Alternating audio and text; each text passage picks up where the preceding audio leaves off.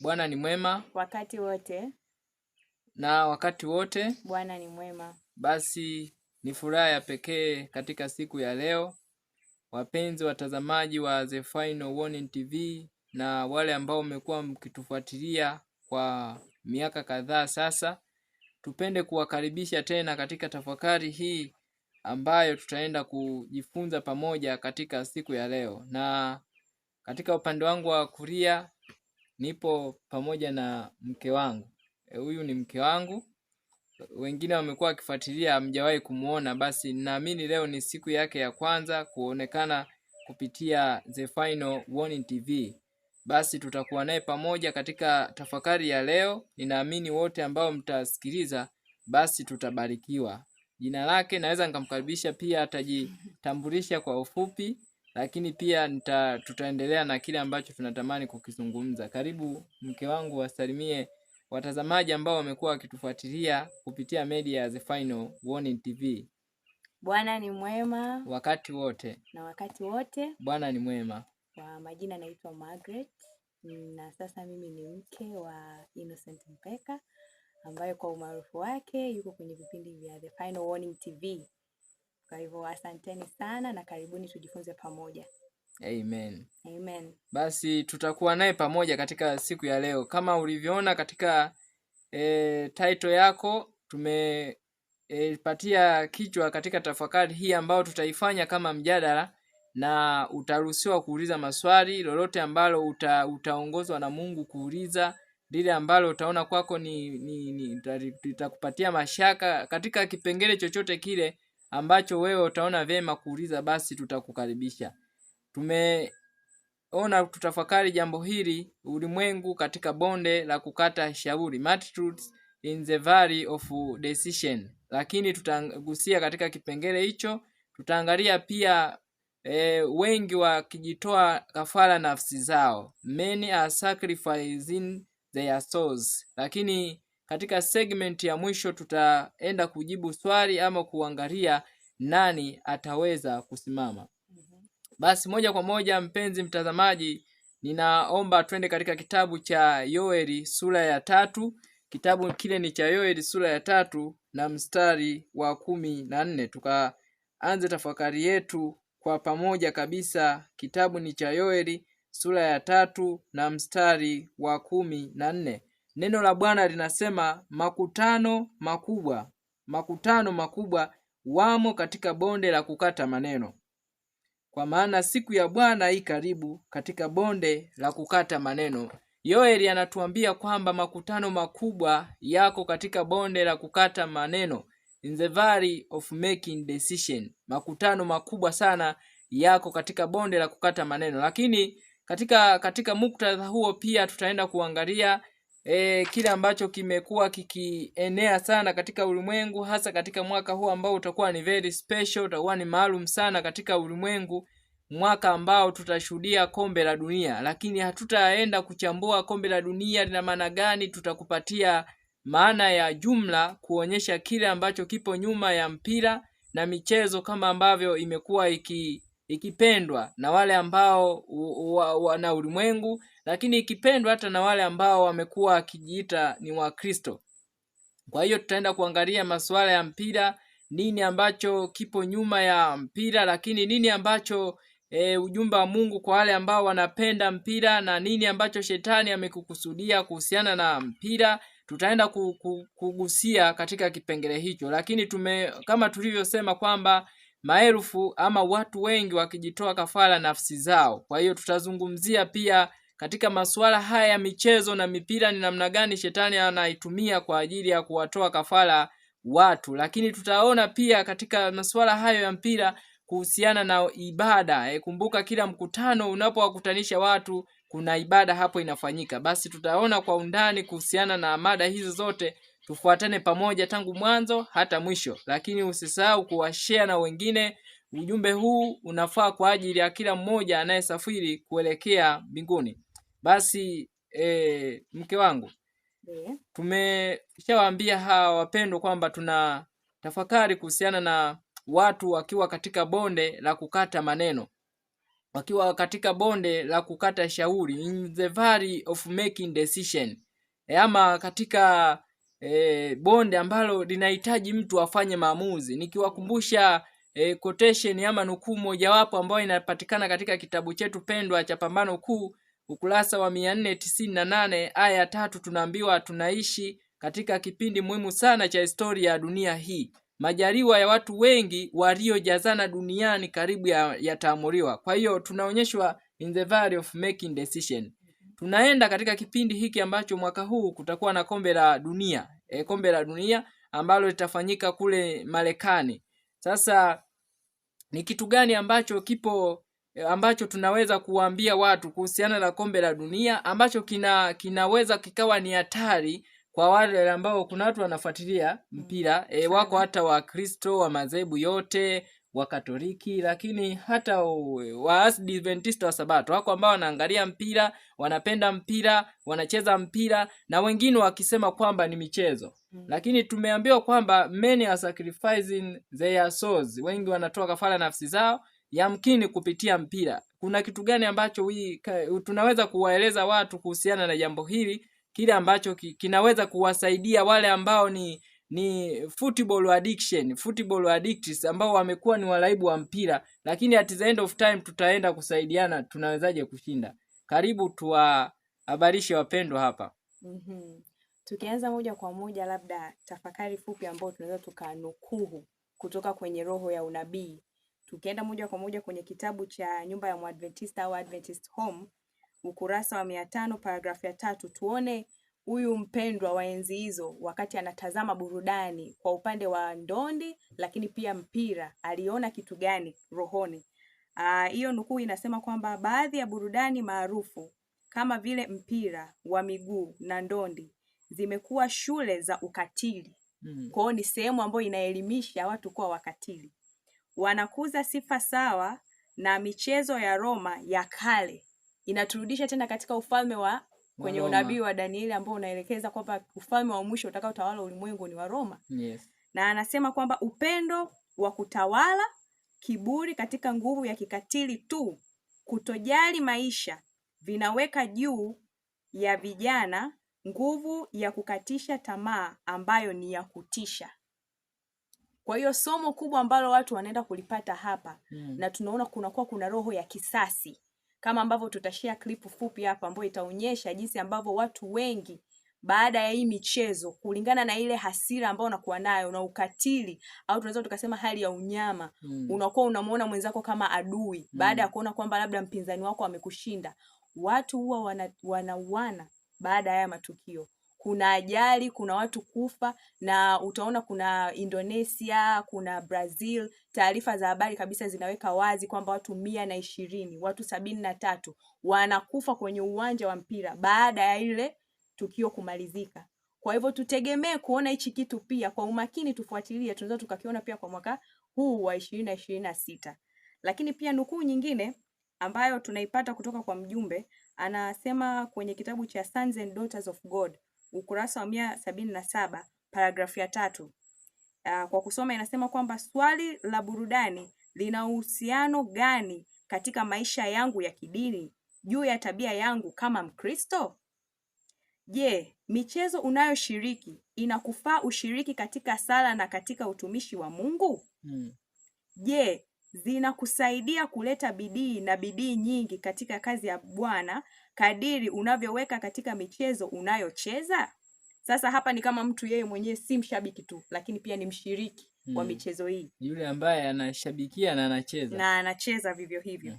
Anasema, je, burudani hizi ambazo umejishughulisha nazo hazijachukua shauku yako hivi kwamba hujaweza kuweka ari nyingi katika ujifunzaji wa masomo yako kama ulivyopaswa kufanya? Hapa tunaangalia jinsi ambavyo unajua ukipenda mabwana wawili, utaweza kweli kutoa muda wako kujifunza neno? Haiwezekani. Shauku yako itakuwa sawa? Na kiuhalisia, yani hiyo kupenda mabwana wawili, hakuna mwanamke aliye tayari kuolewa na wanaume wawili.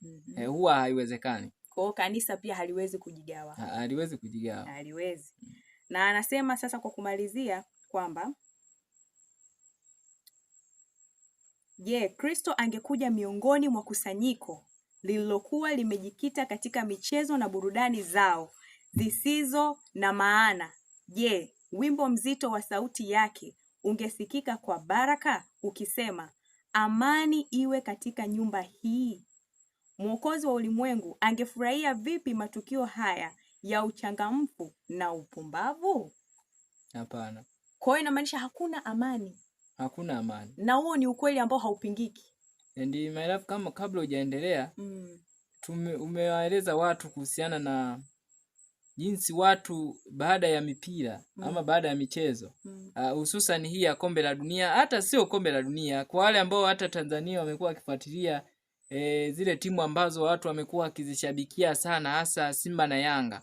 Imekuwa ni sehemu fulani kwa yule ambaye ameshindwa ama amefungwa, kumekuwa kutokea hicho ulichosema, visasi, hasira, watu wamekuwa akiwaweka bondi wake zao, anaweka bondi magari, anaweka bondi nyumba, pesa. Kwa hiyo kuna watu wanabeti, kwa hiyo kuna mchezo hapo, kujinyonga, kutukana, hasira, kila namna. Na kabla tujaendelea, mna watu wanaweza kashuhudia, mnaweza mkaona mfano wa kile ambacho Margaret amekuwa akikielezea kuhusiana na hivyo visasi, hasira na kila kitu. Kwa hiyo mjumba Mungu anavyosema kwamba mpira imekuwa ni shule ya nini? Ya ukatili. Shule ya ukatili. Yaani ni elimu, ni mahali ambako watu wanaenda kujifunza ukatili, kujifunza hasira, kujifunza kila roho ambayo mbaya, kisasi, vyote ambavyo vinafundishwa kwa kina, na watu wamekuwa akivibeba kupitia mpira. Unaweza ukaangalia hiyo clip ambayo imekuwa ikielezea kwa undani juu ya masuala haya. In Brazil and Indonesia, some of the players, referees, and fans did not make it out alive. This is the spirit that competitive sports ultimately instills into the mind. The you versus me mentality, once conceived, results in death. But more than 120 people were killed, possibly more, 180 that have been injured. Well, I mean, soccer is, like in so many countries, a bit of a religion here in Indonesia. So these games attract massive crowd. The fans invaded the pitch. There are pictures of the bodies just littering the ground. And this isn't just a problem with Indonesia. This is a worldwide human epidemic. 73 people have been killed and 1,000 more injured after a football pitch invasion in the Egyptian city of Port Said. One Al Ahly player described the violence as war. People are dying in front of us, he said. Interestingly enough, it's not much different in North America. Vancouver, transformed into a war zone. Fires erupted in busy downtown intersection, while police in full force struggled to contain the crowd with tear gas. 2 of their cruisers set ablaze. The reason for all of this chaos? A hockey game, lost by the hometown Canucks to the visiting Boston Bruins. Of course, if you remember, Vancouver erupted in similar riots in 1994, the last time the team, Robin, lost Game 7 of a Stanley Cup final. Unfortunately, the ugly side that we sometimes see in sports. All right, Josh. Indeed. Thanks. Kwa hiyo utaona kabisa kwamba ni vitu ambavyo viko wazi, ambavyo vimekuwa vikiendelea, na watu wamekuwa wanaonyeshwa kile ambacho ni bandia, lakini kile ambacho ni halisi kimekuwa kikiendelea nyuma ya pazia, nyuma ya kile ambacho kinaitwa mpira, lakini watu wamekuwa wakikichukulia kwamba ni sehemu ya nini? Ya burudani ama mchezo. Lakini kuna uhalisia juu ya hilo. Hapana.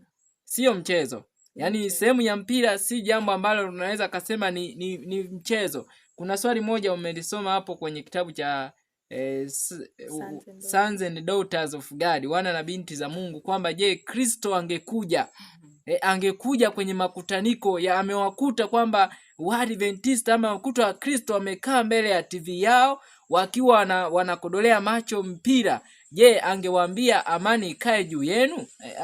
Tungesikia jambo hilo? Hapana. Lakini kuna kitu kingine ambacho unaweza ukarudia sentensi ya kwanza na pili kwa msisitizo zaidi wa hichi ambacho tunakizungumzia, Sons and Daughters of God. Anasema hakuna anayepaswa kuhisi yuko huru kutumia wakati uliotakaswa kwa njia isiyo na faida. kuna njia isiyo na faida.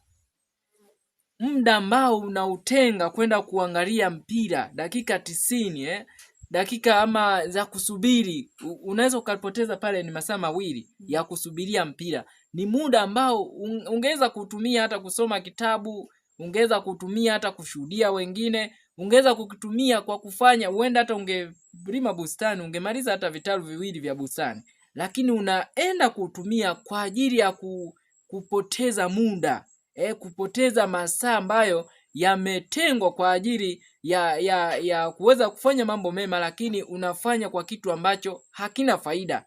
Kwa sababu kuna wale ambao wanasema kwamba ni sehemu ya burudani ama mazoezi, lakini swali linakuja, yule ambaye anatazama anafanyaje mazoezi? Kwa hiyo utaona ni kitu fulani ambacho hakuna uhalisia, kwa sababu wewe ambaye unatazama mpira unafanyaje mazoezi?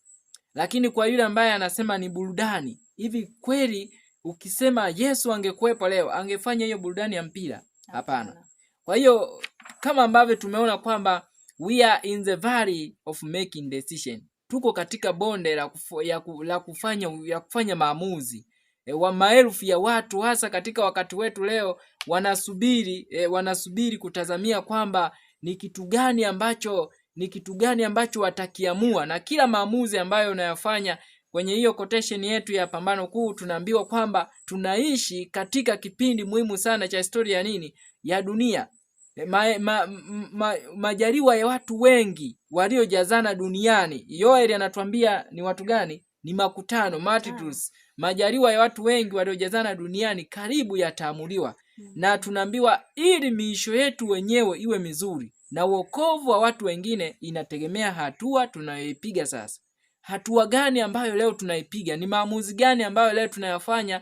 Wakati ulimwengu wote unatazamia kwenda kuangalia kombe la dunia, wewe akili yako inakuwa wapi? Kama mama, kama baba, tunaenda kuangalia hata kwa wazazi, ni kitu gani ambacho wanakiamua leo? Ni aibu kubwa sana kwamba mzazi wa Kikristo anaenda kuangalia mpira, na sio wengine, unajua huwa anabeba na watoto zao. Kwa hiyo kuna baba anabeba watoto wake, anawachukua, anaenda nao kwenda kwenye kwenda kuangalia mpira. Anatuambiaje Yoeli mstari wa 4 sura ya 6? Hebu tuone katika kitabu cha Yoeli 4 mstari wa 6 anatuambia nini? Yoeli 4 mstari wa 6. Yoeli 4 mstari wa 6 anatuambiaje? Twende kitabu cha Hosea. Hosea 4 mstari wa 6. Kitabu ni cha Hosea 4 mstari wa 6. Anasema, watu wangu wanaangamizwa kwa kukosa maarifa. Watu wangu wanaangamizwa. My people, we can use another phrase, are sacrificed. Watu wangu wanatolewa kafara. Kwa sababu gani? Kwa kukosa maarifa. Je, maarifa Mungu ametunyima? Endelea kusoma. Anasema, kwa kuwa wewe umeyakataa maarifa. Kwa hiyo maarifa yametolewa. Maarifa yametolewa lakini yamekataliwa. Mimi nami ninakukataa wewe. Mungu ametupatia maarifa kwamba mpira wa miguu na ndondi ni shule ya ya ukatili. Shule ya kujifunza ukatili. Lakini kwa kuwa watu wa Mungu wanaodai kuwa watu wa Mungu wameyakataa maarifa, Mungu anasemaje? Nitakukataa wewe. Kwa sababu tumekataa maarifa ambayo yangetufundisha kumjua yeye kwa kina. Na kitabu kimoja cha maandiko ya awali. Kitabu hiki ni cha maandiko ya awali ama early writings. Unaweza kwa mtazamaji unaweza ukaandika early writings 120 paragraph 1. Early writings 120 paragraph 1. Mjumbe wa Mungu katika nakala hili ya Kiswahili ambazo zimezoeleka, unaweza ukasoma kwa yale ambayo unatumia nakala ya Kiswahili katika kitabu hiki cha maandiko ya awali. Ngoja niwasomee hapa ambayo ni nakala ni hii ya Kiswahili ya Kiingereza, lakini kama itakuwa mbali basi nitainukuu ile ambayo nimetamani kuisoma wote kwa pamoja. Yes. Katika ile ya Kiingereza utaenda kuisoma kwa wale ambao mnatumia Kiswahili. Mjumbe wa Mungu anasema, niliwaona Waadventista. Okay, Mungu atukuzwe. 120 aya kwanza. read it, then I will translate.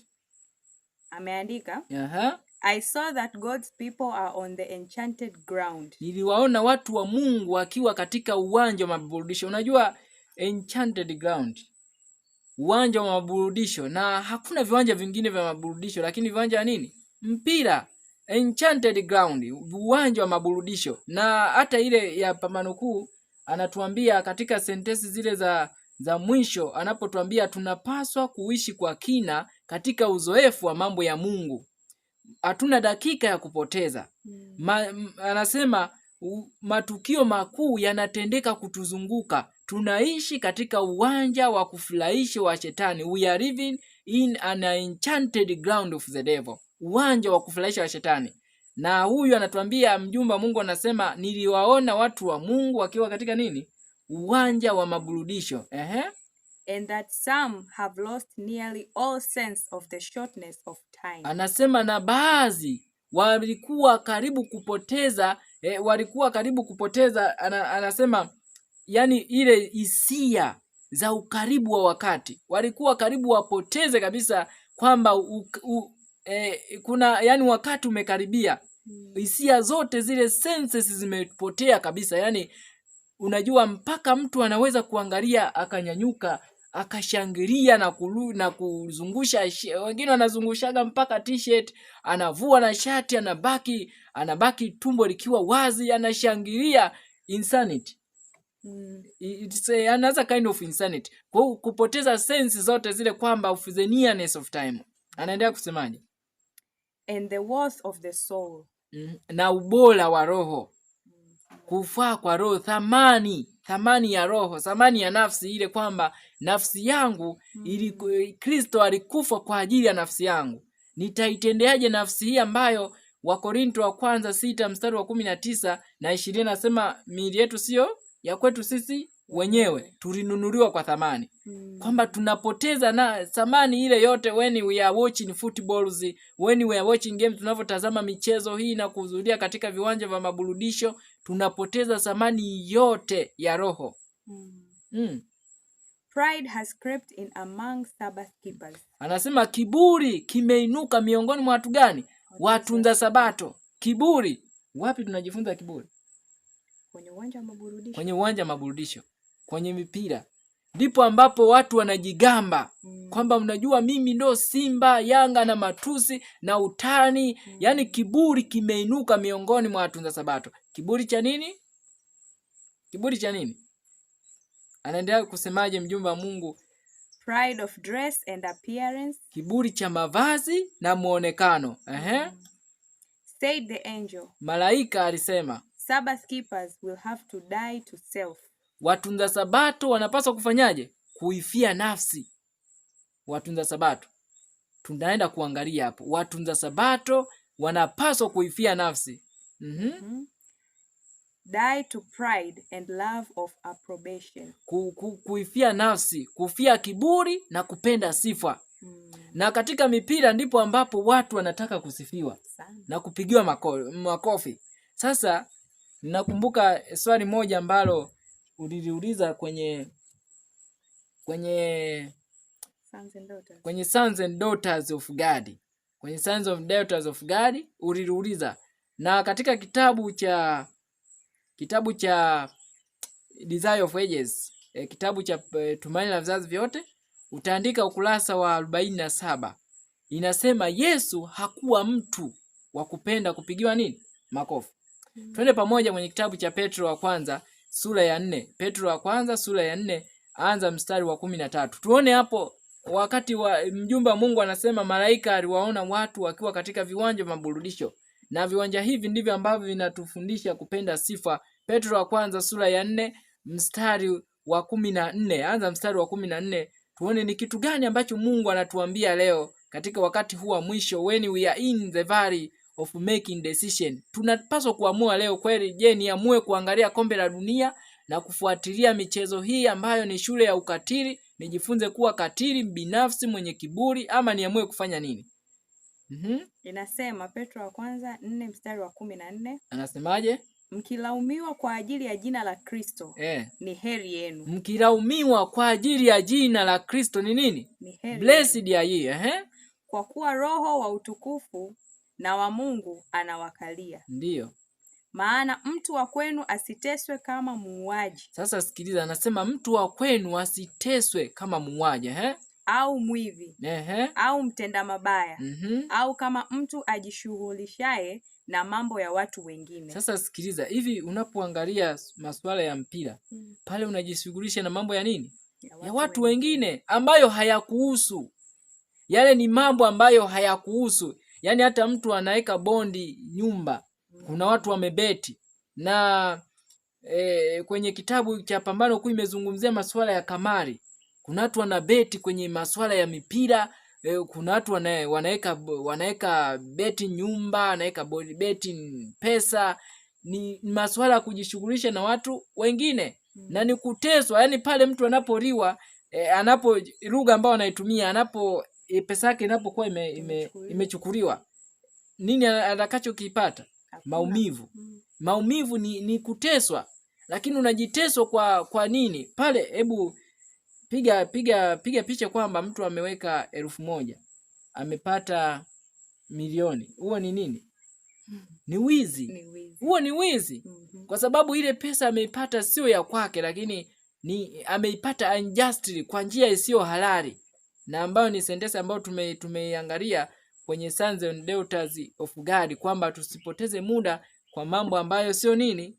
Sio halali. Kwa sababu ni mambo ambayo yanatutoa nje ya lengo halisi, yanatutoa nje ya kazi halisi ambayo tumeitwa kuifanya katika wakati huu wa mwisho. Tumeitwa kuifanya katika wakati huu tunaoishi, wakati ambao tumeambiwa we are in the valley of making decision. Are we ready? And tumezamiria kweli kufanya maamuzi ambayo yatakuwa ni kwa ajili ya wokovu wa nafsi zetu, lakini tumeambiwa ili miisho yetu wenyewe iwe mizuri na wokovu wa watu wengine hutegemea hatua tunayopiga lini? Sasa. Now it is the time of making decision.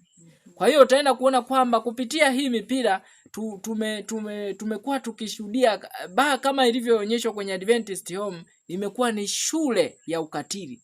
Lakini haijaishia tu hapo. Mipira hii imekuwa ikionyeshwa kwamba ina uhusiano mkubwa sana na masuala ya Illuminati.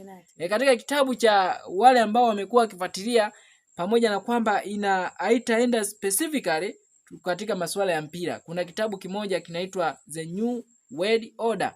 Katika kitabu cha The New World Order, na unaweza ukasoma katika skrini yako, wale watu wa Illuminati walisema ili kuwapata watu wanahitaji kupata management ya makusanyiko yote.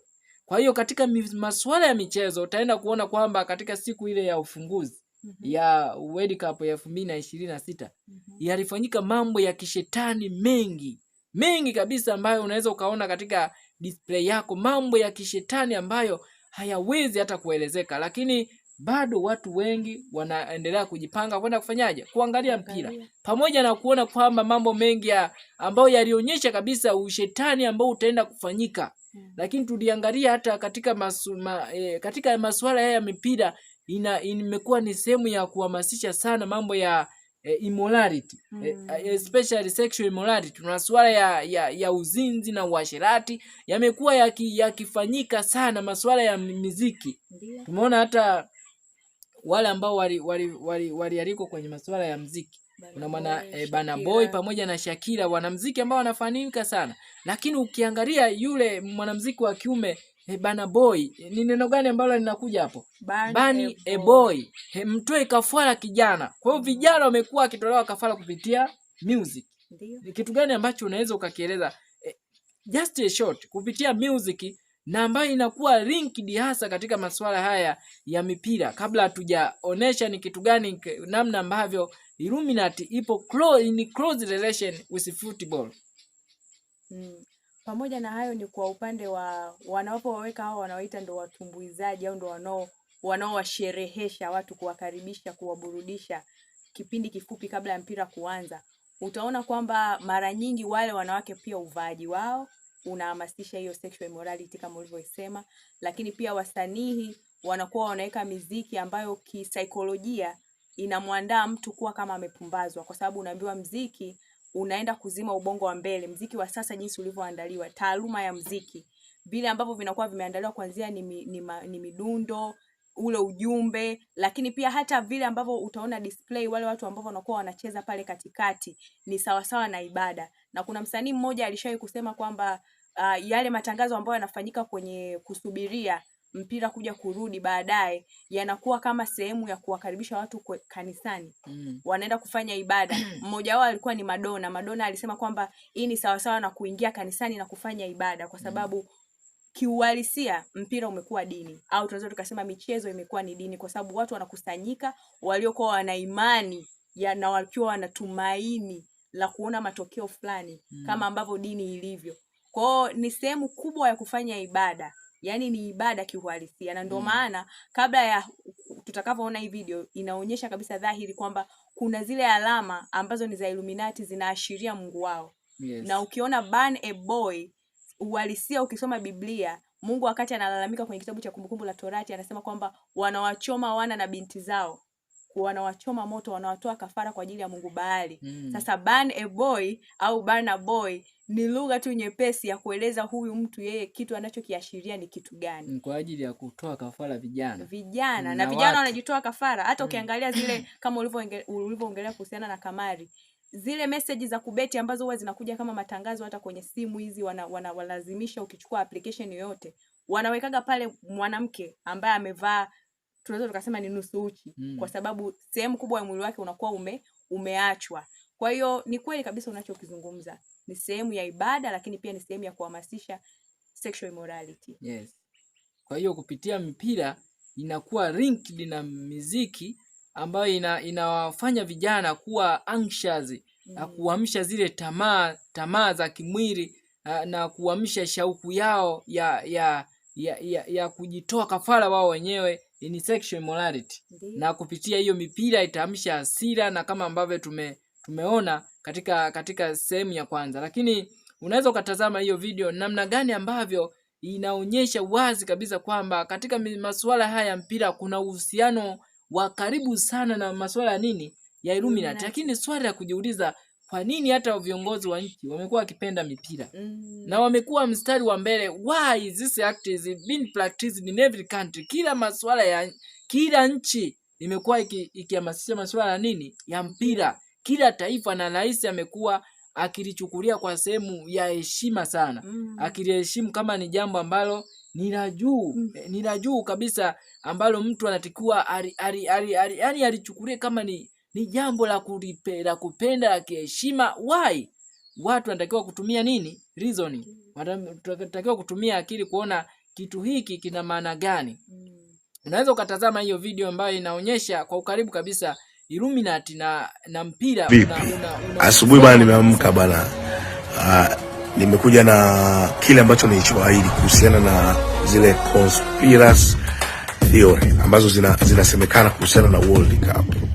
Kwanza watu wanatakiwa wafahamu ya kwamba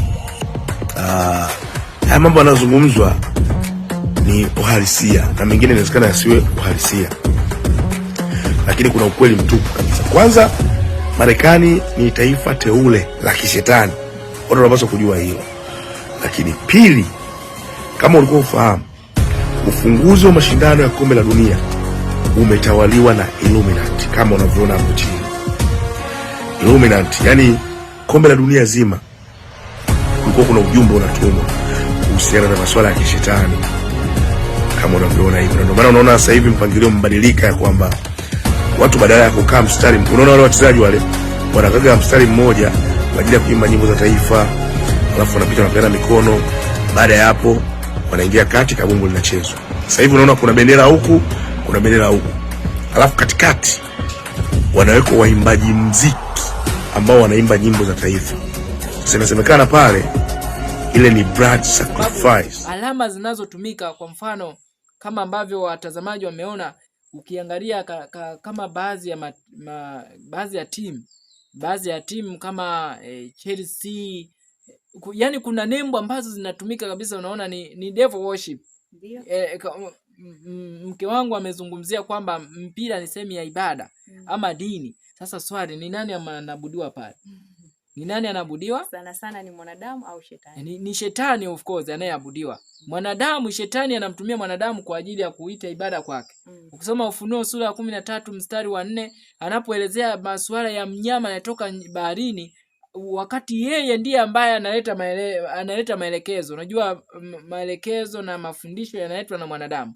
Lakini wakati watu wanasujudu kutii yale mafundisho, Biblia inasema wakamsujudu nani? Joka. Yaani wakati watu wanamtii mtu, lakini anayesujudiwa nani? Joka. Kwenye Kiingereza inasema they worshiped the dragon. Wakamwabudu joka kwa sababu ya kumtii yule mnyama. Kwa hiyo wakati watu wanajihuzurisha kwenye mikutaniko ya nini?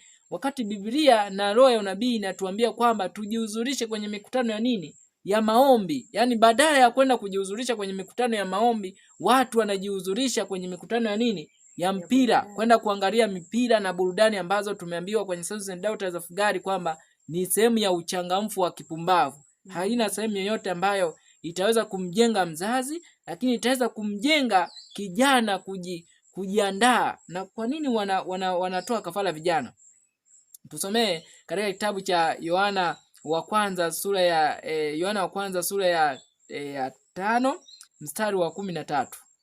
Yohana wa kwanza sura ya 5 mstari wa 13. Kwa nini wanatoa vijana? Kwa nini ni vijana? Yohana wa kwanza 5 mstari wa 13 inasema, nimewaandikia ninyi mambo hayo, ndiyo, ili mjue ya kuwa mna uzima wa milele. Ninyi mnaoliamini jina la mwana wa Mungu. Na huu ndio ujasiri tulio nao kwake. Ya kuwa. Turudi hapa katika kitabu hiki ni cha Yohana sura ya kwanza.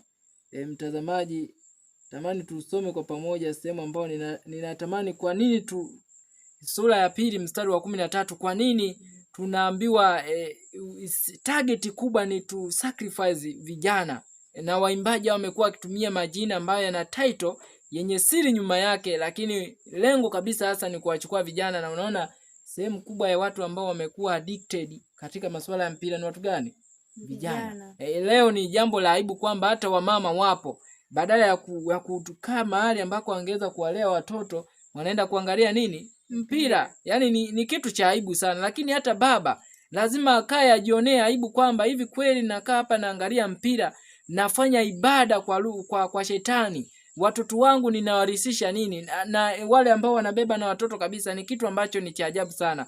At the end of time tutaenda kuona sasa who shall be able to stand. Nani ataweza kusimama? Hebu tusomee Yohana wa kwanza sura ya 2 mstari wa 13. Anasemaje?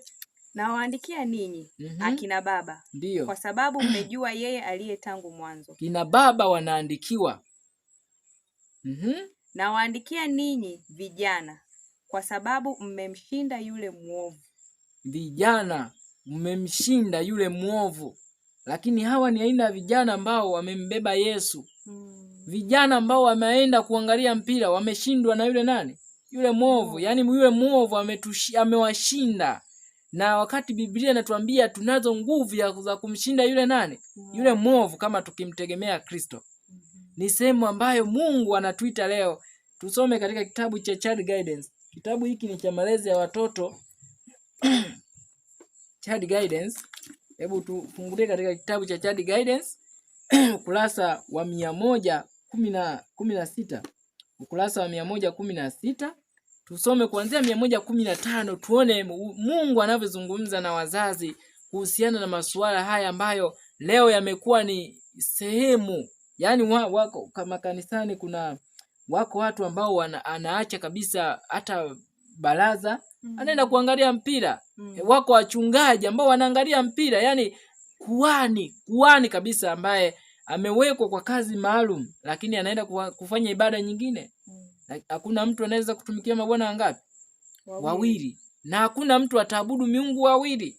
Ndio maana Mungu katika Ufunuo anasema wale ambao watakuwa vuguvugu atafanyaje? Atawatapika. Kwa sababu hawawezi kusema at the same time wanamwabudu Mungu wa mbinguni na at the same time wanamwabudu Mungu wa dunia hii. Haiwezekani. Child Guidance anatuambiaje? Ukurasa wa 100 na ngapi? 115. aya 2. Imeandikwa, those who have charge of God's property in the souls and bodies of the children, wale ambao wana wajibu, wale ambao wana wajibu, wanasemaje? Wana wajibu kwa mali ya Mungu katika nafsi na mihiri ya watoto, formed in his image, walioumbwa kwa sura yake, should erect barriers against the sensual indulgence, wanapaswa kuinua vizuizi dhidi ya nini? Sensual indulgence, yani kujiendekeza katika masuala ya kimwili ya kujisisimua, of the age, katika wakati huu, which is ruining the physical and moral health of thousands, ambayo inaangamiza mihiri na akili za maelfu ya watu leo. If many of the crimes of this time, kama maovu mengi ya wakati huu, were traced to their true cause, yangechunguzwa katika chanzo chake halisi, it would be seen, ingeonekana that they are chargeable to the ignorance of fathers and mothers. Yani kama watu yangechunguzwa leo, angalia mjumbe wa Mungu anavyotuambia, kama yangechunguzwa maovu mengi ambayo yanafanywa na watu gani, hasa vijana, katika chanzo chake halisi, anasema ambao wangekamatwa kuwa ndio wahalifu wa kusababisha maovu haya, anasema ingekuwa yangepatikana katika ujinga wa kina baba na kina mama katika kufanyaje, who are indifferent on this subject, ambao ni wazembe katika jambo hili. Health and life itself, maisha na afya yenyewe, are being sacrificed to this lamentable ignorance. Anasema maisha na afya na maisha yenyewe yamekuwa yakitolewa kafara katika watu gani? Endelea kusoma. Are being sacrificed to this lamentable ignorance. Yamekuwa yakitolewa kafara katika uombolezaji huu wa kijinga. Yaani watu wamekuwa wakiomboleza kwamba mwanangu ataeleweki, mimi mwanangu umekuwa jeuri, mwanangu ni kiburi, lakini kumbe kama ingekuwa traced, ingechunguzwa cause to effect, nani angekupatikana pale? Baba au mama. Kwa sababu ya tendency ambayo alijenga kule nyuma, iliyomjengea kiburi, kwa sababu ya tendency ambayo huenda leo anaijenga, inaenda kuhamisha kwa nini? Kwa mzazi. By building we become changed. Kwa kutazama tunabadilishwa. Watoto wanavyomtazama baba wanabadilishwa, wanafanana na baba yao.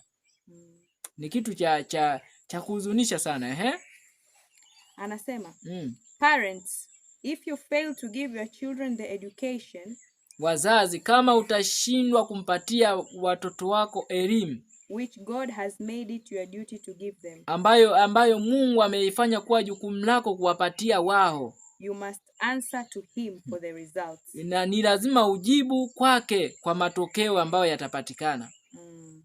These results will not be confined merely to your children.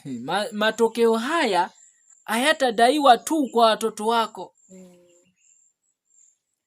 As the one thistle permitted to grow in the field, as the one thistle permitted to grow in the field produces a harvest of its kind. Kwa kadiri mwimba unavyoruhusu kukua katika shamba, ndivyo utakavyotoa matokeo ya nini? Ya jamii yake.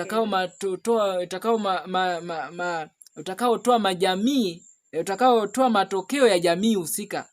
Mwiba unavyokuwa utazaa nini? Mwiba. So the sins resulting from your neglect, kwa hivyo dhambi ambazo zinatokana na uzembe wa kufanyaje? Uzembe wako. Ndiyo. Will work to ruin all who come within the sphere of their itafanya kazi ya kuangamiza wote ambao watakuja katika uwanja wako wa kuwafikia. Kwa hiyo tunaona kwamba sehemu kubwa imeelekezwa hasa kwa wazazi. We are in the valley of making decision. Na tunaona watu maelfu wanajitoa kafara nafsi zao. Watoto wanatolewa kafara nafsi zao. Na anapogusia wazazi, kwa lugha nyingine anaweza akazungumzia influence ya watoto ambako mahali wanaishi.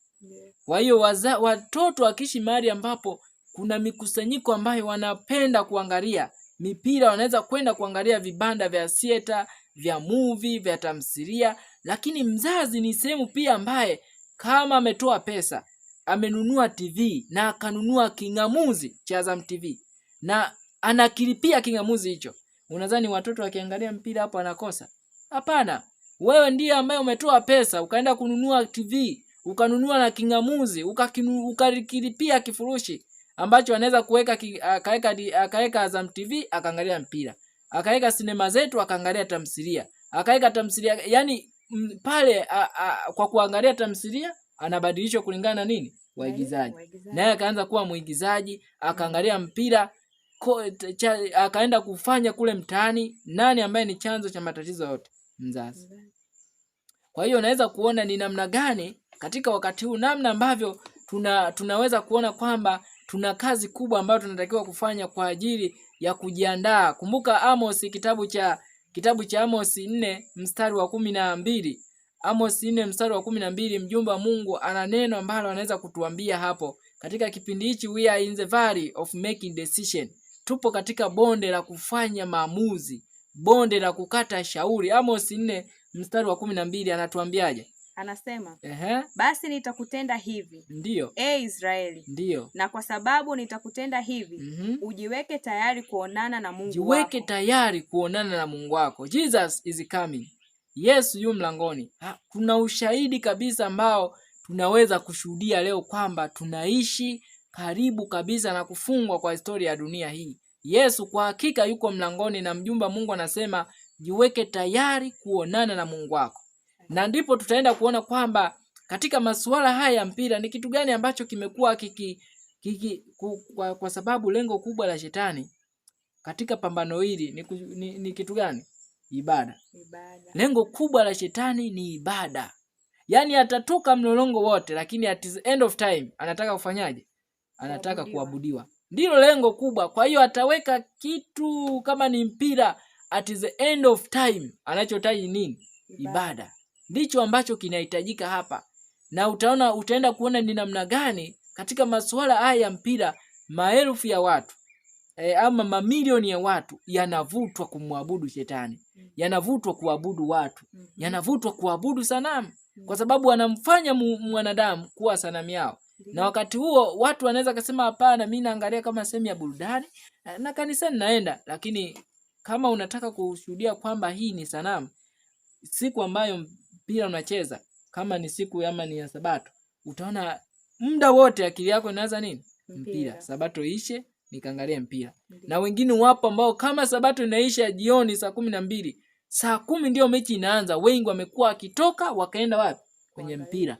Utasemaje hapo uabudu? Ni ibada. Kwa sababu ni kitu ambacho kimekuvuta mpaka ukaacha kufanyaje? Kuabudu. Ukaenda kushuhudia kitu kingine. But in reality you are worshiping.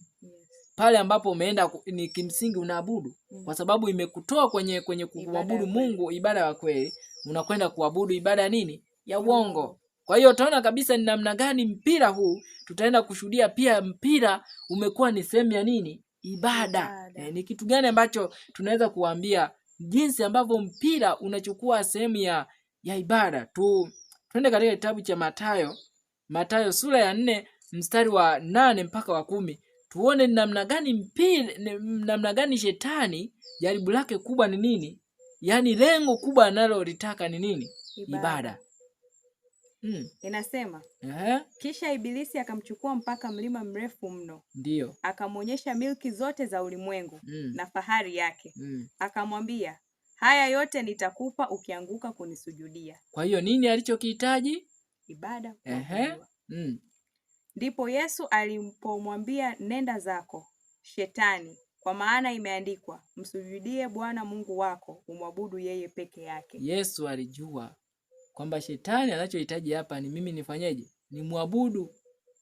Kwa sababu shetani alimwambia isujudie. Lakini kwenye mpira kama kuna kitu ambacho umekuwa ukiona, wamekuwa wakifanya maombi. Ndiyo. Wamekuwa akishikana wakafanya maombi, wamezungukwa. Mtu ambaye amepumbazwa anaweza akasema wanamuomba nani? Mungu. Ni kweli Mungu, lakini ni Mungu yupi? Ndiyo. Ni kweli wanamuomba Mungu, ila ni Mungu yupi? Wanaenda pia kwa waganga, ni ibada. Ni ibada. Ndio. Kwa waganga, na kama ulivyoona segment iliyopita yanafanyika mambo ya Illuminati Ndio. ndani yake, kwa sababu ni ibada ya ushetani wa hali ya juu kupitia haya masuala ya mpira. Kwa hiyo tunaona katika masuala haya ya mpira ni kitu gani ambacho kimeingizwa ndani yake? Ibada ya sanamu. Kitu gani ambacho tunaweza kuona hapo linki ambayo inaweza kuonyesha watu ibada ya sanamu, namna ambavyo inafanyika katika masuala ya mpira. Nafikiri zaidi ya yote ni pale ambapo wanadamu wanakuwa wameinuliwa sana, hasa wachezaji maarufu. Kwa hiyo utakuta watoto, hata nakumbuka sisi wakati bado tupo shule, madaftari yale ambayo mnanunua shilingi 250, utakuta kuna picha za wachezaji maarufu. Labda alikuwa anapiga mpira, labda alikuwaje, lakini yule ndo anakuwa ni idol kwa yule mtoto ambaye anapenda ule mchezo. Kwa hiyo kadri anavyozidi kuwa mkubwa, utakuta kuna wengine wanapenda labda namba yule mchezaji. Anakuwa amemuidolize au amemweka yule mwanadamu ambaye ndiye ameonekana kuwa na kile kipawa au hiyo talanta kuzidi wengine. Na siku zote huwa kuna yule mmoja. Kwenye kila timu kuna yule mmoja tu ambaye atakuwa maarufu kuliko wengine. Ambako naona ni kitu hakiko sawa, kwa sababu kama kweli ni kipaji, hata ukienda kwenye kwaya kuna watu wenye sauti mbalimbali, lakini kila mmoja akiimba zinakuwa ni nzuri au ule wimbo unakuwa mzuri. Lakini ukiangalia kwenye michezo utakuta kuna mtu mmoja au watu wawili na wanakuwa wameinuliwa sana. Na kwenye ile video ya Illuminati tuliona jinsi ambavyo Trump alikuwa na uhusiano wa karibu na mchezaji mmoja wa mpira, Ronaldo. Kwa hiyo utaona kwamba na jinsi wanavyopewa zile pesa, yale maisha yanajenga tabia ya tamaa kwa vijana na watoto, kwamba nataka nije kuwa kama yule au nataka nije kuishi maisha kama yale, nataka niwe vile, ushindani. Lakini hichi kitu hatukioni kwenye mwanzo wa wanadamu tangu waumbwe kuwa na ushindani. Ushindani umeonekana tu mbinguni, kama tulivyoonyeshwa kwamba shetani yeye ndo alikuwa anataka kukiinua kiti chake. Kulikuwa na vita. Kulikuwa kuna vita na yeye ndo alikuwa anataka kuabudiwa. Kwa hiyo jeuri ya kutaka kuwa maarufu zaidi ya mwingine au kuwa bora zaidi ya mwingine sio Kristo. Yesu alisema kwamba yani alisema kwanza wa kwanza atakuwa wa mwisho na wa mwisho atakuwa wa kwanza. Anayetaka kuwa mkubwa inabidi awe nini? Awe mtumishi. Ndio. Awe atumikie wengine, sio atake kuwa yeye mkubwa. Na ndio maana alionyesha mfano halisi kwa kuwaosha wanafunzi wake miguu. Yeye alijishusha chini kabisa, na hata yeye kuja kutukomboa alijishusha kwenye hadhi ya watu wa kawaida mno. Na akasema hata mwana wa Mungu hana pa kupumzisha kichwa chake. Kwa hiyo tunaona kwamba ili swala la ibada linaenda sambamba na ushindani, kwa sababu siku zote kuna yule ambaye atainuliwa. Na watu tutaona hata kwenye video kama tutafanikiwa kuweka hiyo fupi, ambako watu wanaenda mpaka kwenye uwanja wa mpira wanamsujudia Messi. Mtu anainama kabisa kwamba huyu ndiye, yani ndio kila kitu kwangu. Anambusu na anapiga magoti. Anaenda kubusu miguu ya Messi. Kwa hiyo ni ibada, inaonekana. Ni ibada kwa sababu yule mtu anakuwa ameabudiwa. Na kabla hujaendelea, tusome katika kitabu cha Kolosai 3 mstari wa 23. Ibada ambayo imekuwa ikifanyika na kupitia mpira hii ambayo wengi wamekuwa wakifurahia sana kuangalia, lakini leo ni wito wa Mungu anatuita. Ni ibada inafanyika. Kolosai 3 mstari wa 23. Anasemaje? Anasema lolote mfanyalo lifanyeni kwa moyo, kama kwa Bwana wala si kwa wanadamu. Unaona? Lolote ambalo tunalifanya tulifanye kama tunaifanya kwa nani? Kwa Bwana. Kwa Bwana. Lakini si kama vile ambavyo tunalifanya kwa mwanadamu. Anamalizia kusema, mkijua ya kuwa mtapokea kwa Bwana ujira wa urithi. Mnamtumikia Bwana Kristo. Maana adhulumaye atapata mapato ya udhalimu wake, wala hakuna upendeleo. Amen. Kwa hiyo Mungu anatuita katika saa hii kwamba kama ambavyo ametuambia katika kitabu cha Malaki anapomtuma Yohana Mbatizaji atawarejeza watu kwa baba yao. Mungu analejeza watu kumwabudu yeye katika kipindi hichi, na sio kuabudu viumbe, kuabudu sanamu. Na kumbuka mpira tumeona kabisa ni ibada ambayo ni ibada inayotufanya tuabudu kitu gani? Sanamu. Kwa sababu inatuweka katika mali ya kumidolize, kama ambavyo mke wangu amekuwa akielezea kwamba unamidolize mchezaji. Na kama unakumbuka kipindi ambacho hata shuleni mtoto akiwa anacheza sana mpira anamfanisha na jina la mchezaji maarufu, kwamba huyu ni kama Messi, na mwingine anafurahia kuitwa mimi ni Ronaldo, mimi ni nani. Kwa hiyo ile inakuwa ni sehemu, na unaona mpaka nguo Zinatengenezwa nguo, mtu anafurahi kuvaa nguo yenye picha ya Messi. Au namna ya kunyoa. Kila kitu. Kwa hiyo ni sehemu ambayo imekuwa ni ibada ya sanamu. Tusome katika kitabu cha Pambano Kuu ukurasa wa 483. Tuone shetani anavyoongoza watu kuabudu sanamu ambayo haionekani. Unajua kipindi cha Israeli watu walikamatwa katika kuabudu masanamu yale ya bahari, mastolesi, lakini alikuwa anafanyaje? Yanaonekana. Lakini leo shetani anachokifanya, analeta ibada ya sanamu lakini haionekani. It means kama ni sanamu ambayo mtu anaweza akaenda nayo mahali popote. Yaani mtu atapenda mpira akiwa Dar es Salaam, atapenda mpira akiwa Kongo, atapenda mpira akiwa mjini, atapenda mpira kama ile ibada ya kupenda mpira bado haijaondoka, ataenda nayo kila mahali kwa sababu ipo ndani ya nini? Ya moyo, ipo akilini. Ukurasa wa 483 aya ya kwanza. Anasemaje? 483 aya ya kwanza. Kwa kukataa ukweli, ndio wanadamu wanamkataa Mungu ambaye ni muasisi wake. Kwa kukanyaga sheria ya Mungu, wanakataa mamlaka ya Mungu mtoa sheria. Ni rahisi sana kutengeneza sanamu ya mafundisho na nadharia za uongo, sawasawa na kutengeneza na kunakshi sanamu ya mti na jiwe. Kwa kueleza visivyo na kutafsiri vibaya sifa na tabia ya Mungu, Shetani huwafanya wanadamu kumwelekea Mungu kuwa na sifa mbaya. Kwa wengi sanamu ya falsafa inasimikwa na kutawazwa mahali pa Yehova. Wakati Mungu aliye hai kama anavyofunuliwa katika neno lake, katika Kristo, na katika kazi za uumbaji, anaabudiwa na wachache tu. Maelfu ya watu wanaabudu viumbe. Angalia hiyo sentence. Kote tumeenda lakini ilikuwa naitaka hiyo sentence. Maelfu ya watu wanafanyaje? Wanaabudu viumbe. Huku wakimkataa Mungu wa viumbe. Maelfu ya watu wanaabudu viumbe. Na usitegemee kwamba shetani atakuja ajitangaze kwamba mimi ni shetani na unaniabudu kwenye mpira. No. Anakuja kwa namna ya kitu kingine. Maelfu ya watu wanaabudu viumbe kupitia mpira, huku akimkataa Mungu wa viumbe. Yaani mtu anakubaliana na ibada ya mpira kwa gharama yoyote. Yuko tayari kutoa pesa yoyote kwa ajili ya kuangalia nini? Mpira. Lakini hayupo tayari kutoa hiyo pesa kununua kitabu cha Pambano. Maelfu ya watu wanaabudu viumbe huku akimkataa Mungu wa viumbe. Hakika leo ipo ibada ya sanamu katika ulimwengu wa Kikristo. Ipo ibada ya sanamu katika ulimwengu wa Kikristo. Wale ambao wanadai kuwa ni Wakristo lakini wameweka ma-TV wapi? Manyumbani mwao. Na ambayo yamechukua sehemu ya ibada ya familia, yamechukua ibada ya familia jioni, ibada ya familia usiku. Yaani tafakari kubwa sana. Ibada yote imechukuliwa na nini? Na TV. Ibada yote watu wameketi tena katika msimu hii kama ni ya mpira. Mtu yuko radhi kipindi cha ibada kimefika, ni wachache ambao kama wanafanya, na tumeona uweze kuabudu mabwana wawili. Kwa hiyo kama utaamua kumwabudu Mungu wa mbinguni, it means utaacha ibada ya mpira. Kama utaabudu mpira, utamwacha Mungu wa mbinguni. You can't mix this worship. Hauwezi kuwachanganya hawa. Lazima uchague mmoja. Ni yupi ambaye unaweza kumwabudu?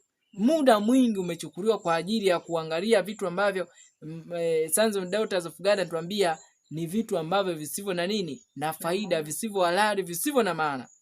Maelfu ya watu wanaabudu viumbe huku akimkataa Mungu wa viumbe. Anasema katika mtindo tofauti kama ilivyokuwepo katikati ya Israeli ya zamani. Mtindo unaofanyika leo wa ibada ya sanamu katika ulimwengu wa Kristo ni tofauti. Mungu ni yule yule bahari, ni yule yule wa Maastolesi, ni yule yule miungu ya Moleki, lakini katika mtindo tofauti. Lakini ni Mungu yule yule na ibada ile ile ya sanamu. Katika siku za Elia. Mungu wa watu wengi wanaojidai kuwa na hekima au wanaojidai kuwa wana hekima, wanafalsafa, watungaji wa mashairi, waimbaji hao akina Burna Boy. Waimbaji wengi Mungu wao, utaona hakuna waimbaji wengi maarufu wanapenda mpira. Mungu wa watu wengi. Wanasiasa, viongozi wa serikali, Unaona kiongozi yupo radhi atoe pesa nyingi kwa ajili ya goli limefungwa. Wako tayari kwenda kushangilia mpira nchi yoyote. Mungu wa watu wengi, hata wanasiasa, viongozi, wabunge, marais, Mungu wa watu wengi. Unaona kama rais ule mtaji wa Marekani amekuwa akishangilia na yuko very comfortable akitembea na mchezaji maarufu anacheza mpira. Mungu wa watu wengi, viongozi wafanya watu wa siasa wengi, watunza wa mashairi, waimbaji wengi, Mungu wa watu wengi. Waandishi wa habari wengi ndio watangazaji. Waandishi wa habari ndio wengi watangazaji. Anatangaza na kuongea dakika zaidi 90 ama 90 ngapi na zile za nyongeza, akianza kueleza movement za watu wakikimbiza mpira. Mungu wa watu wengi, waandishi wa habari. Ni Mungu wa kutengenezwa na kunakishiwa. Mungu wa kutengenezwa. Wa vyuo vingi na vyuo vikuu. Hata na baadhi ya taasisi nyingi za theolojia. Mwaka wa jana katika taasisi, tunapozungumzia taasisi ya theolojia, chuo cha UoA, tulieleza haya mambo kupitia The Final Warning TV, chuo cha University of Arusha, na kile ni chuo cha Waadventista wa Sabato. Walikuwa na ligi ya mpira wa miguu. Na tulieleza haya ni kwa namna gani katika kile chuo wako viongozi, counselor yupo, lakini yuko chairman wa chuo yupo, ambao ni wakubwa. Tuliona ni wachungaji wakubwa, ni madokta PhD wa theology, lakini wanaangalia michezo ya nini? Ya mpira ikiendelea, pasipo kuonya kwamba hiyo haifai kufanyika katika vyuo vya theolojia, ambavyo ni sehemu ya kuwapika wale ambao wataenda kuwa ni wachungaji, wataenda kuwachunga kondoo, kuwapatia chakula cha kiroho wa Adventista wa Sabato. Lakini vyuo vingi vya theolojia, hata UoA mwaka wa jana unaweza ukafuatilia, walikuwa na ligi ya mpira wa miguu. Tena waliahidi mwaka huu kutakuwa na ligi nyingine. Kwa hiyo huenda ikawepo, tukaona ama tusione. Lakini vyuo vingi vya theolojia tunaambiwa Mungu wa watu wengi anaenda kumtambulisha ni Mungu gani? Ni Mungu anayezidi bahari kidogo tu. Mungu jua wa Wafoeniki. Kwa hiyo at the end of time ni ibada ya kuabudu nini inatafutwa? Kuabudu jua. Katika kitabu cha Pambano Kuu tunaambiwa the final act of drama katika mgogoro wa pambano itakuwa ni nini? Sunday law, Sunday worship. Yaani kilele cha mapambano yote ambacho kinaenda shetani, lakini kipengele chake cha mwisho kabisa itakuwa ni kupitisha ibada ya nini? Sheria ya Jumapili, ambayo itakuwa ni alama ya mnyama. Kwa hiyo huko kote anapita, lakini anaenda kwenye point anayoitafuta. Na tunaweza kuwaonyesha watazamaji kile ambacho tumekuwa tukieleza kwamba ibada hii imekuwa ni ibada ya nini? Idolatry. Ibada ya sanamu. Unaweza ukaona ni namna gani imekuwa ni ibada ya sanamu katika masuala haya ya mpira. Is a learned behavior that has to be cultivated. What's not learned is worship of someone greater than yourself, however you determine what that greatness is. That type of worship is not according to the Word of God and is condemned by the Lord Himself. But you don't need to fall down in front of someone to worship them. Worship comes in many forms, such as putting anything above God Himself. And if the people can be the gods of this religion, what is the church? Na ndipo tutaenda kuona katika sehemu ya segment ya mwisho kwamba who shall be able to do what? To stand. Who shall be able to stand. Tumeona kuanzia mwanzo masuala haya ya mpira yanawakusanya watu. Unajua ni sehemu ambayo inavuta watu sana. Viwanja vimekuwa vikikusanya watu mpaka 100,000, vikusanya watu 200,000, vikusanya watu 60,000, 70,000. Unaweza ukashuhudia siku ambayo Simba na Yanga wanacheza katika uwanja wa Taifa, unafikia muda kabla ya mechi kufanyika, watu 60,000 tayari wameshajaa. Na hiyo mechi haijafanyika, 60,000 wameshajaa na nafasi zimekwisha. Lakini kama ikitolewa fursa leo kwamba tunachukua uwanja wa Taifa kwa ajili ya kujifunza present truth, unadhani utajaa vile vile? Hautajaa. Kwa sababu wengi wanapenda nini? Desire of Ages anatuambia kwamba the world loves what? Sin and hates righteousness. Ulimwengu unapenda dhambi na unachukia nini? Haki. Ndicho kinachofanyika leo. Ulimwengu unapenda maburudisho, lakini maburudisho ya kipumbavu. Katika kitabu cha Malaki 3:2, twende tukaone kitabu cha Malaki 3:2, nini ambacho Mungu anatuambia sasa. Who shall be able to stand in this valley of making decision? Katika uwanja huu wa kufanya maamuzi, katika bonde la kuamua, tupo katika wakati wa kuamua. Kila uamuzi unaofanya utaamua hatima ya maisha yako, kwamba uwe katika uzima wa milele, uwe katika uzima nini, uwe katika mauti ya milele. Katika wakati huu ambao tunapaswa kujenga, lakini ni kujenga nini? Tabia. Kujenga tabia. Ni tabia gani ambayo tunaijenga? Ndio ambayo itaamua ni wapi ambao tutakuwa. Mpira unatufundisha kujenga tabia gani? Tumeona ukatili, kitu gani kingine? Kiburi, hasira, kisasi, chuki, fitina, mauaji. Vyote tunaona ndivyo tabia inayojengwa kwenye nini? Kwenye mpira. Lakini tukisoma kitabu cha Marko sura ya 7 mstari wa 21-20, tunaambiwa hivyo ndivyo tutakavyomtia mtu nini? Unajisi. Na ndivyo ambavyo Yesu aliomba kwamba lazima viondolewe katika mawazo yetu. Lakini shetani anavijenga kupitia nini? Mpira. Kupitia mpira. Malaki 3:2 anatuambia nini? Anasema, lakini ni nani atakayestahimili siku ya kuja kwake? Ni nani atakayestahimili siku ya kuja kwake? Kuja kwa nani? Kwa Kristo. Kuja kwa Kristo. Au ni nani atakayesimama atakapoonekana yeye? Ni nani atakayesimama atakapoonekana yeye? Kwa maana yeye ni mfano wa moto wa mtu asafishaye fedha. Ni mfano wa sabuni ya mtu afuaye nguo. Swali naulizwa, ni nani atakayestahimili? Who shall be able to stand? Who will abide in this day of coming? Nani atasimama katika siku ambayo Yesu anakuja? Lakini kuna swali lingine natamani tulione pia tutapoenda kuangalia katika sehemu hii na kutoa ushauri, lakini na kuwasaidia. Kuna watu ambao they are struggling. Wanahitaji kutoka kwenye kifungo hiki. Unajua hicho ni kifungo zaidi ya gereza. Ni gereza ambalo limewafunga watu kwenye masuala ya mpira. Kwa hiyo tutaenda kusaidiana pia ni nini ambacho sasa wewe ambaye unatamani kweli kutoka. Ukiacha wale ambao wanaweka excuses na kusema mbona hivi na nini nimekuwa nikifanyaje, hii ni sehemu ya burudani tu, hawa hatutakuwa na sehemu nao sana. Tutaongea na wale ambao wanajua huu ni uovu. We are worshiping the devil here but we want to overcome.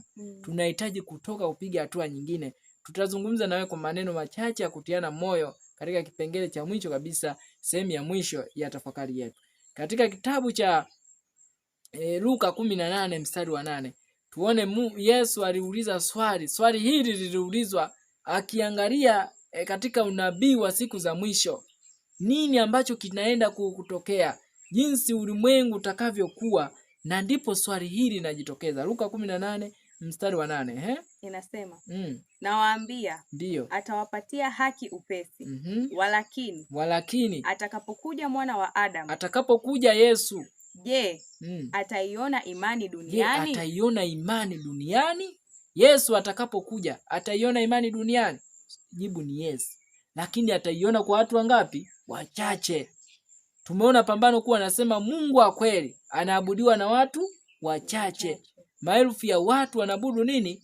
Kiumbe, wanaabudu viumbe, wanaabudu watu. Kina Ronaldo, kina Messi, sijui kina Mayele, ndio maelfu ya watu wanaoabudu hao na kuwa idolize. Lakini Mungu wa kweli anayeabudiwa ni wachache. Katika Adventist Home tunaweza pia kuwaeleza katika Adventist Home ukurasa wa 330. Adventist Home ukurasa wa 350. Katika kipengele hicho utasoma kipengele ambacho kimeandikwa hapo, kisha tushauriane na watu wa Mungu katika sehemu hii ya mwisho. Anasemaje? Anasema the mind of a man or woman, akili ya mwanaume au mwanamke, does not come down in a moment. Haiji tu chini haiji tu kwa ghafla. From purity and holiness. Yani akili ya mwanaume au mwanamke haishuki kiwango chake kwa dakika kutoka katika usafi na utakatifu to depravity, corruption and crime, kwenda katika unyong'onyevu, ufisadi na uovu.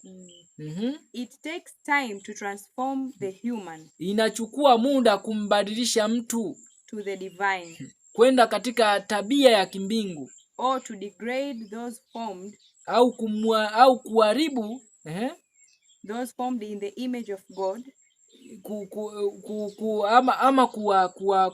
kuharibu wale ambao wameumbwa katika sura ya Mungu, to the brutal or the satanic, kwenda katika ukatili ama nini, ushetani ambao tumeona anatengenezwa wapi?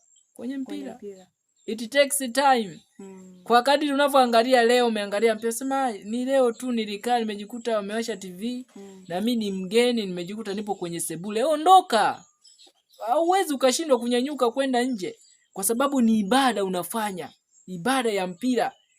Utasema leo nimeangalia by building, tayari zile hisia zinaanza kurudika, na unajua uovu unafurahisha miili yetu. Baada ya dhambi, wanadamu tumekuwa ni wapenda uovu. Miili yetu inapenda dhambi by nature. Ni neema tu ya Yesu ikiingia ndipo tunaanza kuchukia nini? Dhambi. Lakini kwa asili sisi tunapenda dhambi na tunachukia haki. Ndicho tunachokipenda. Kwa hiyo it takes time to transform a human, kumbadilisha mwanadamu kutoka katika usafi, utakatifu kwenda kumharibu na kumfikisha wale ambao wameumbwa katika sura ya Mungu, kuwafanya kuwa makatili na nini na wenye tabia za kishetani. It takes time. By beholding we become changed. Kwa kutazama tunafanyaje? Tunabadilishwa. Though formed in the image of his maker, man can so educate his mind that sin which he once lost will become pleasant to him. Unaweza ukairudia tena. Though formed in the image of his maker, ingawa wameumbwa katika sura ya muumbaji wao, man can so educate his mind. Mwanadamu anaweza kuelimisha akili yake, that sin which he once lost, anaweza kuielimisha kiasi kwamba dhambi ambayo mwanzoni alichukia will become pleasant to him. Inakuwa ni ya kupendeza kwake. Hatua kwa hatua. Na kwa kujazia hapo tunaweza tukasoma Warumi 8 mstari wa 6, anasema kwa kuwa nia ya mwili ni mauti, ndio, bali nia ya roho ni uzima na amani. Kwa kuwa ile nia ya mwili ni uadui juu ya Mungu, kwa maana haitii sheria ya Mungu wala haiwezi kutii mwili. Kwa akili inaweza ikaelimishwa kiasi cha kufanya mwili uanze kupenda ile dhambi ambayo mwanzoni ulichukia. Kwa ni mazoea. Mtu ambaye anataka kushinda uraibu wa mpira anatakiwa aanze kuelimisha akili yake kwanza, kuanza kuona kwamba hii ina athari. Matunda gani ninayoyapata katika kutazama vitu hivi? Ninazalisha matunda ya chuki, hasira, hata kwa watu ambao hawana hatia. Kwa sababu mpinzani wako sio kwamba amekutendea jambo baya kweli, na Mungu anasema kisasi ni chake, kwa nini wewe utafute malipizi? Lakini matunda yake yale yanaweza kawa ni sehemu kubwa, kama ambavyo tumeisha share information zote hizi na uthibitisho wa watu ambao wanakuwa wanakufa. Lakini wewe mwenyewe binafsi ukiwa unaangalia mpira, unajiona jinsi unavyobadilika, jinsi ambavyo unatoka kwenye yule mtu wa kawaida wa kila siku ambao watu wanakuona mpaka mtu ambaye ni mshindani na mwenye hasira na chuki kwa ajili ya jirani yako. Kwa hiyo ni kitu ambacho unaweza ukaanza kuelimisha akili yako kukichukia, na ukawa unaacha kuangalia, unaacha kufuatilia taratibu mpaka baadaye tabia inajengeka, kwa sababu tabia ni mazoea. Na tabia ni mazoea hujenga tabia. Yes. Kwa anasema, kwa kuendelea kwenye hii nukuu, anasema as he ceases to watch and pray, he ceases to guard the citadel, the anasema heart. Kwa kadiri anavokoma kukesha na kuomba, anakoma anasema kuilinda ngome pamoja na moyo, and engages in sin and crime, na anajiingiza katika dhambi na uovu. The mind is debased, akili akili inadhoofishwa, and it is impossible to elevate it na from corruption, na vigumu kuinyanyua kutoka katika uovu, while it is being educated to enslave the moral, ingawa imekuwa ikielimishwa kuitumikisha katika maadili and intellectual powers, na nguvu za kiakili, and bring them in subjection to grosser passions, na kuileta katika utihifu kwa tamaa zisizo na maana. Constant war against the carnal mind must be maintained. Vita daima dhidi ya asili ya mwili inapaswa kutunzwa. Vita ya daima. And we must be aided by the refining influence, na tunapaswa kusaidiwa na mvuto wa kutakasa of the grace of God, wa neema ya Mungu, which will attract the mind upward, ambayo itaivutia akili kuipeleka juu, and habituate it to meditate upon pure and holy things, na kuizoeza kutafakari juu ya mambo masafi na matakatifu. Lazima tuizoeshe akili. Who shall be able to stand? Katika kitabu cha Zaburi sura ya 40, Zaburi sura ya 24. Tunaweza kusoma kitabu ni cha Zaburi sura ya 24. Who shall be able to stand? Katika kipindi hiki ambacho we are in the valley of making decision, na tunashuhudia kwamba ulimwengu unazidi kwenda hatua kwa hatua katika kupenda mambo ambayo yanawadeprave, yanawadegrade, yanaharibu na kunyong'onyeza na kubomoa tabia za wanadamu. Zaburi sura ya 24 mstari wa 2 anasemaje? Maana ameiweka misingi yake juu ya bahari, na juu ya mito ya maji aliithibitisha. Ni nani atakayepanda katika mlima wa Bwana? Ni nani atakayepanda katika mlima wa Bwana? Ni mlima gani ambao Biblia imetaja kuwa ni mlima katika siku za mwisho? Malaki 4 mstari wa 1 inataja mlima itakuwa ni kanisa lake, kwamba siku za mwisho watu watauendea makundi wakiwaambia twendeni mlimani kwa Bwana, maana katika Sayuni unatoka sheria, nasi tutajifunza njia zake. Mlima wa Bwana ni kanisa lake katika siku za mwisho. Ni nani atakayepanda katika mlima wa Bwana? Ni nani atakayesimama katika patakatifu pake? Ni nani atakayesimama katika patakatifu pake? In the most holy place, ambapo Kristo anahudumu hata sasa. Nani ataendelea kusimama mpaka huduma itakwisha na akabaki kuwa mwaminifu? Tunaambiwa ujumbe wa malaika watatu lengo lake ni kuandaa watu kusimama, kuwa waaminifu kwa Kristo, kuwa waaminifu kwa Mungu katika hukumu ya upelelezi. Who shall be able to stand in his holy place? Nani ambaye ataweza kusimama katika patakatifu pa Mungu katika wakati huu mpaka huduma itakapokwisha? Mtu aliye na mikono safi, mtu aliye na mikono safi na moyo mweupe, asiyeinua nafsi yake kwa ubatili, wala hakuwapa kwa hila, kwamba tukishinda nitamtoa mke wangu ulale naye. Watu wamekuwa akiweka bondi wake zao. In fact hawapendi wake zao. Kwa sababu haiwezekani unampenda mke wako kweli umweke bondi. It doesn't make sense. Watu wamekuwa wakitoa hela, wanaapa kuweka ahadi kwa uongo. Kwa sababu unapobeti alafu ukakosa, it's not falsehood, ni uongo. Kwa sababu unakuwa unafanya kitu ambacho hauna uhakika nacho. You can't exercise faith katika kitu ambacho Mungu hajakiruhusu. Na uwezi kwenda kumomba Mungu kwamba nisaidie nishinde. Na kwa sababu unaenda kuiba. Mungu aweze kuambia ukaibe eti weke 1,000 ukapate nini? Milioni. Ni wizi. Mungu aweze akaruhusu jambo hilo. Kwa hiyo kwa kuwa uweze kumwomba Mungu kwa ujasiri, ni nani utakayemuomba hapo? Ni shetani. Maana yeye ndio aliyeruhusu. Ni nani asiye hapa kwa hila, asiyenyanyua mikono yake kwa ubatili? Kwa sababu mambo ya mpira tunamwambia ni mambo yasiyo na nini? Yasiyo na maana, ni ubatili, vanity. Ni vitu ambavyo havina maana yoyote katika safari ya Wakristo. Lakini anaendelea kusomaje? mtu anasema mstari wa 5. Atapokea baraka kwa Bwana na haki kwa Mungu wa wokovu wake. Hiki ndicho kizazi cha wamfuatao. Atapokea baraka kwa Bwana na nini? Na haki kwa Mungu wa wokovu wake. Mtu gani? Mwenye moyo mweupe, mwenye mikono safi, asiyeinua mikono yake kwa ubatili, asiyeinua nafsi yake kwa ubatili, ambaye hakuwapa kwa ila. Huyo ndiye atakayefanyaje? Will be able to stand. Na ukisoma hilo fungu linazungumzia habari ya perfection of character, transformation of character.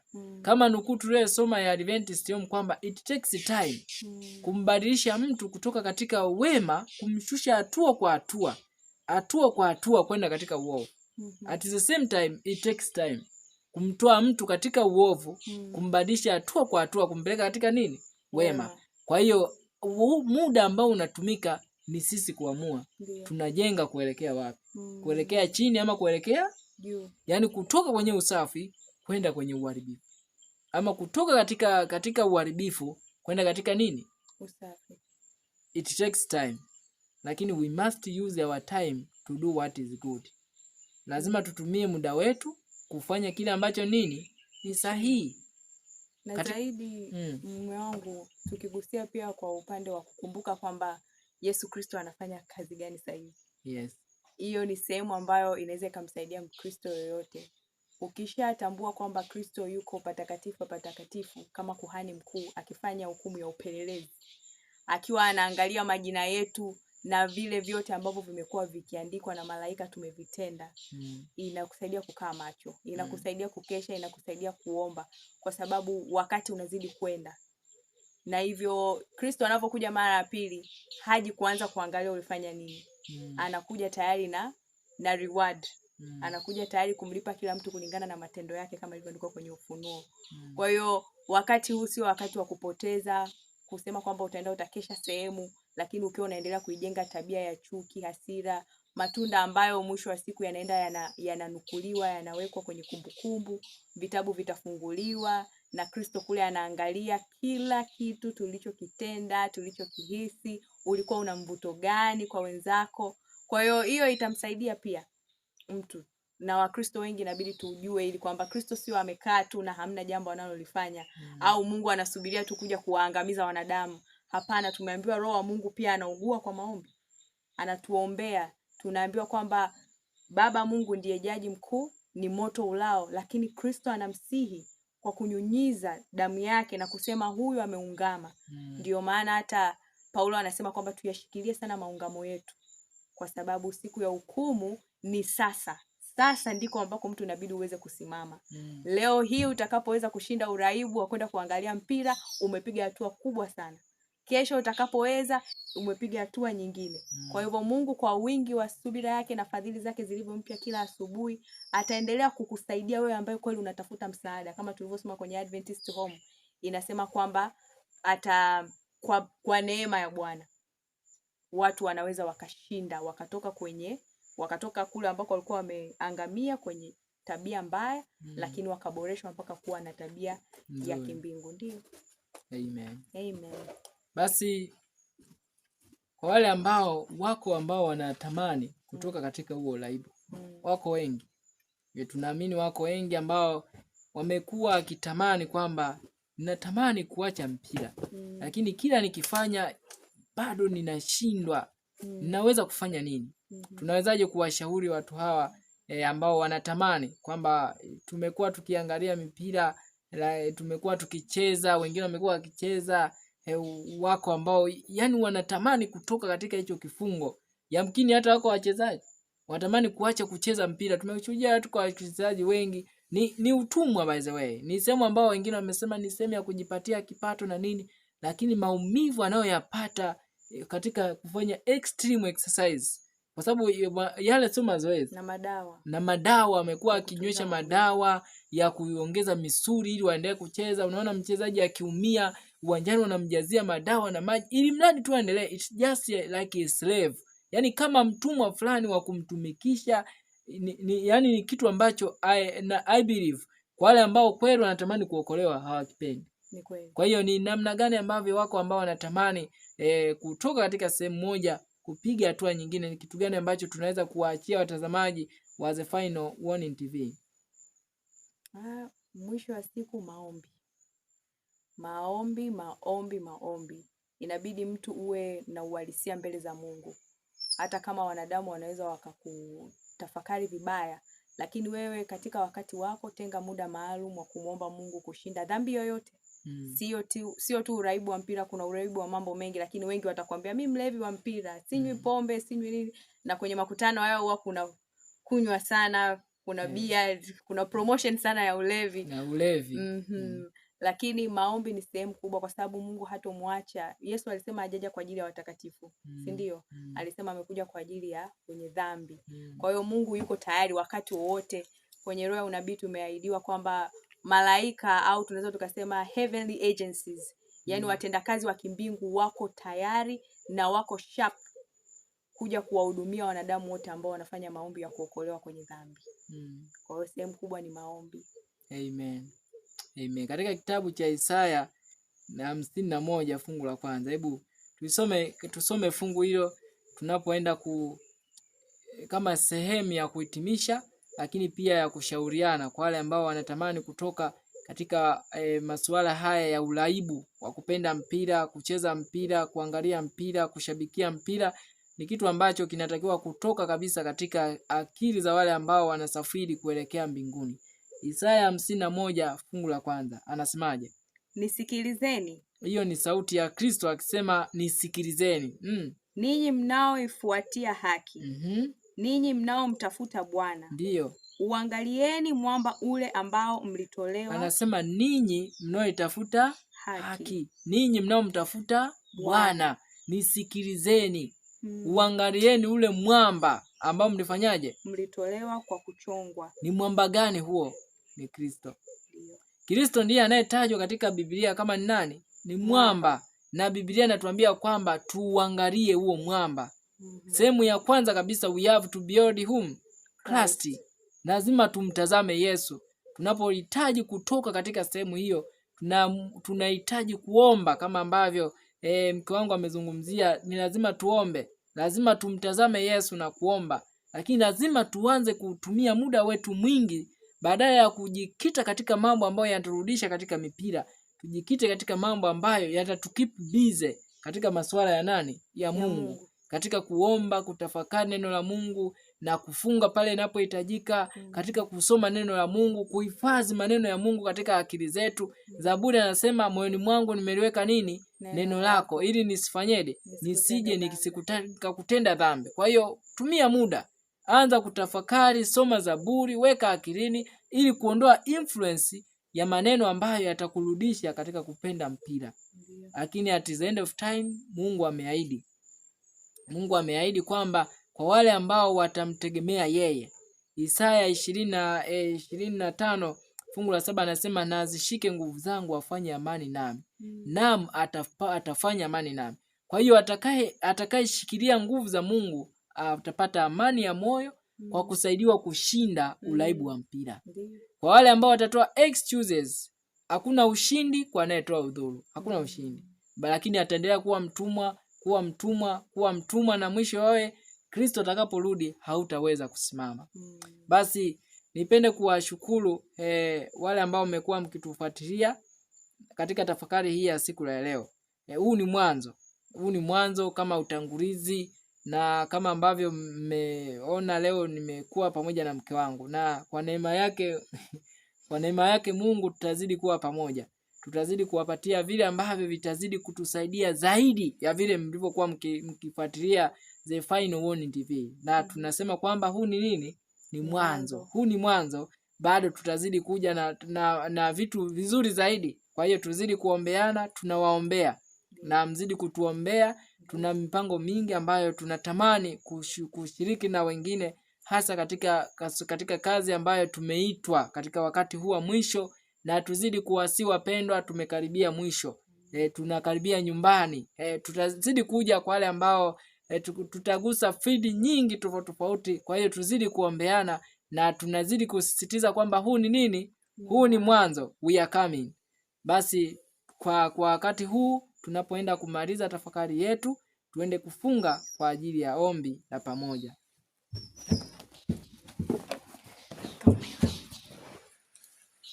Baba yetu mwema, tunakushukuru kwa kuwa umetuongoza tangu mwanzo hata mwisho pamoja na mtazamaji kutafakari maneno yako na ujumbe huu pekee ambao sisi pia umetusogeza karibu na wewe. Asante kwa ajili ya wote ambao wamefuatilia mwanzo hata mwisho, na tunakushukuru, tunaamini utazidi kutusaidia zaidi kujifunza pamoja yale ambayo yatatusaidia sote katika saa ya mwisho ambapo tunakaribia kabisa ukingoni mwa historia ya safari hii.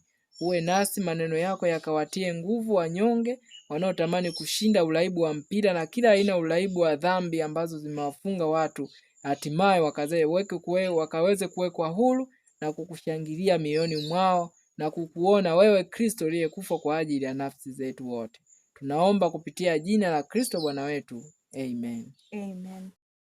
I have found a friend in Jesus, he's everything to me. He's the fairest of 10,000 to my soul. The lily of the valley, in him alone I see all I need to cleanse and make me fully whole. In sorrow he's my comfort, in trouble he's my stay. He tells me every care on him to roll. He's a lily of the valley, the bright and morning star. He's the fairest of 10,000 to my soul. Oh, he all my griefs has taken and all my sorrows borne. In temptation he's my strong and mighty tower. I have all for him forsaken and all my idols torn from my heart, and now he keeps me by his power. Though all the world forsake me and Satan tempt me sore, through Jesus I shall safely reach the goal. He's a lily of the valley, the bright and morning star. He's the fairest of 10,000 to my soul. He will never, never leave me, nor yet forsake me here, while I live by faith and do his blessed will. A wall of fire about me, I've nothing now to fear. With his manna he my hungry soul shall fill. Then sweeping up to glory, to see his blessed face, where rivers of delight shall ever roll. He's a lily of the valley, the bright and morning star. He's the fairest of 10,000 to my soul.